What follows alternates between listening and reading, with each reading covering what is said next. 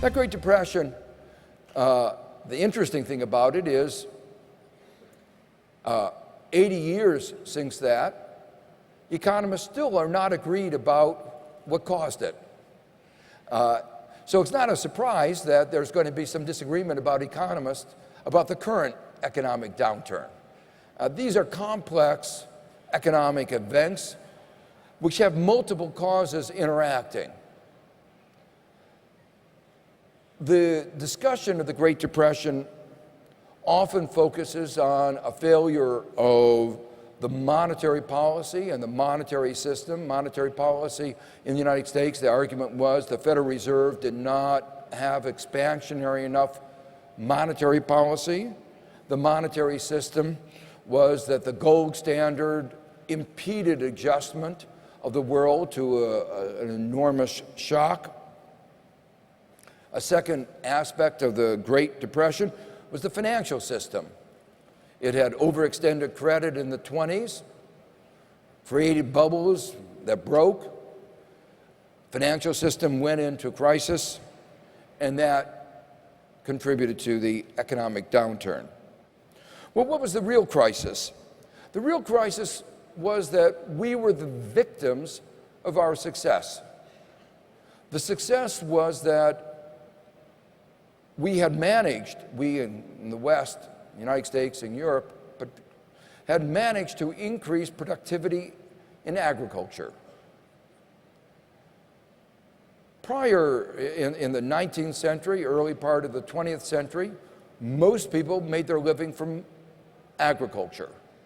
They needed to do that to provide the food, the basic necessities of life. But then we got better and better at farming. New technologies, new seeds, fertilizer, new mechanization, new planting processes. And the fraction of the population that was required to produce the food that we need got smaller and smaller. To the point today in the United States, 2% of the labor force produces all the food that an obese population can eat. And even then, we export a lot.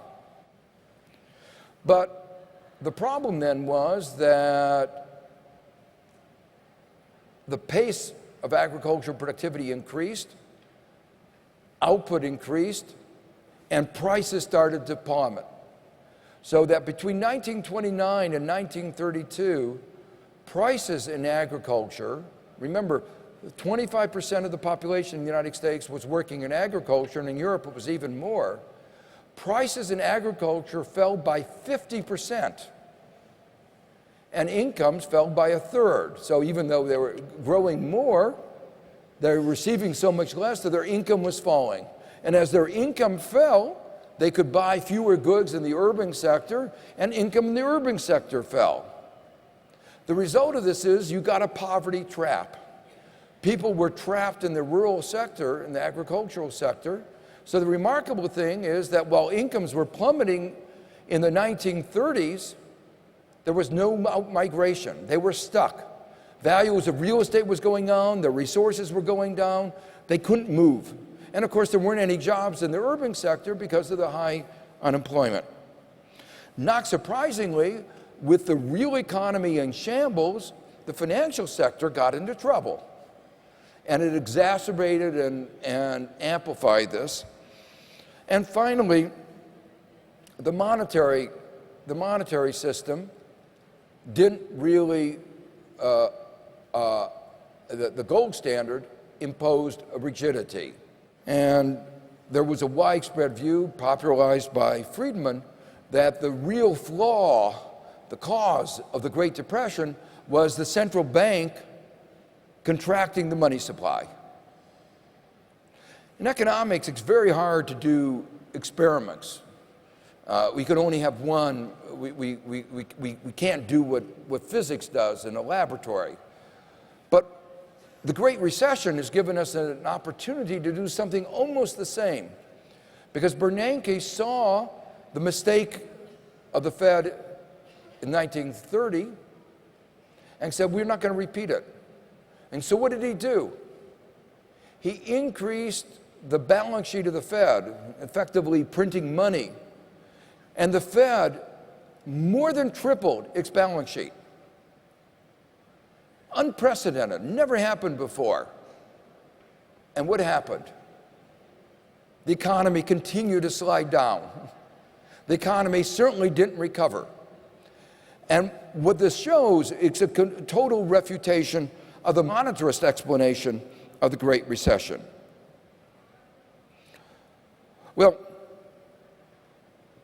so the view is that underlying the Great Recession, the Great Depression, were these difficulty of the transition from agriculture to the new economy, which at that time was manufacturing.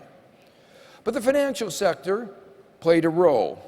In the 1920s, it lent a great deal to agriculture, underestimated the severity of the problems, lent money to people to speculate in the stock market.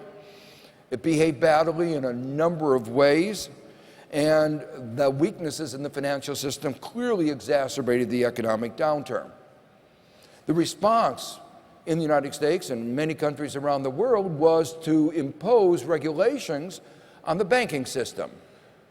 Glass-Steagall was the most important of these, and they worked. The regulations worked. For 4 decades after the passage of the Glass-Steagall, the United States and most other countries did not face another financial crisis. And then we made a very big mistake. We thought because we didn't have any financial crisis, we didn't need the regulation. And under Reagan and Thatcher, they started stripping away the regulations. And guess what? We started having financial crises, more than 100 around the world. The only difference of this from the others is that this crisis, America does things bigger and better, and this crisis is bigger and better than the 100 other that we had over the last 30 years. Well, what finally got the United States out of the recession, the Great Depression, was a Keynesian stimulus of immense size called the war effort. It was government spending. It wasn't the best way of spending money to strengthen the economy. If we spent that money on investments in infrastructure, technology, education, our economy would have been stronger. But we had no choice. There was a war to be fought, and that spending did stimulate the economy. But at the same time, that spending was a new industrial policy. It addressed the underlying problem. The underlying problem, I said, was moving people from agriculture to industry. But creating, building airplanes, tanks, all these were things that had to be done in the cities. So we moved people massively from the agriculture sector to the cities. And then we did one more thing. In the aftermath of World War II, the United States adopted the GI Bill of Rights, the GI Bill, which provided a free education to all those young men and women who had fought in World War II. So we gave them an education that would enable them to compete in the modern manufacturing economy. So it was government that both stimulated the economy and then moved the transition from agriculture to manufacturing. And the result of that was we had a quarter century of the most rapid economic growth and shared economic prosperity.